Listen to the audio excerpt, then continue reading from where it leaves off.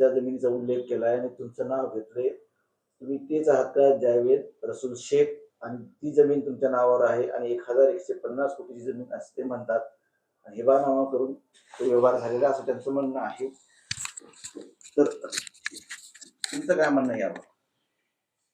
ते जे म्हणताय ती जी जमीन आहे 174 गट नंबर, असा कुठलाही हिबानामा झालेला नाही, कोणी मला दिलेलं नाही, मी कोणाचं घेतलेलं नाही. जे करताय ते खोटे आरोप आहे. आणि त्या गावाला मी कधी गेलेलो नाही. जे जटवाडा, आज कुठलं गाव आहे ते, जामाला काय आहे ते, जोगवाडा, त्या गावाला मी गेलेलो नाही आणि त्याचा काही संबंध नाही. हे सगळे खोटे आरोप आहे.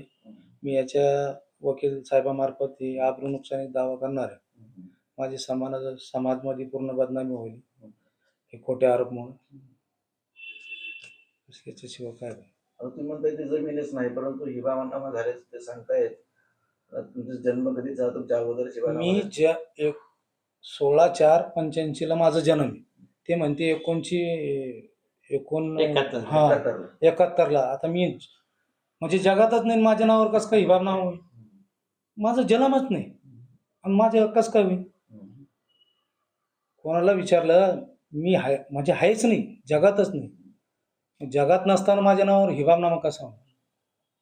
म्हणजे जे आरोप केले दानवे यांनी ते तुम्हाला मान्य नाही?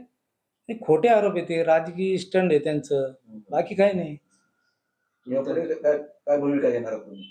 आता वकील साहेबामार्फत मी कारवाई करणार आहे. आबरू नुकसानी त्यांची कायदेशीर जी कारवाई आहे.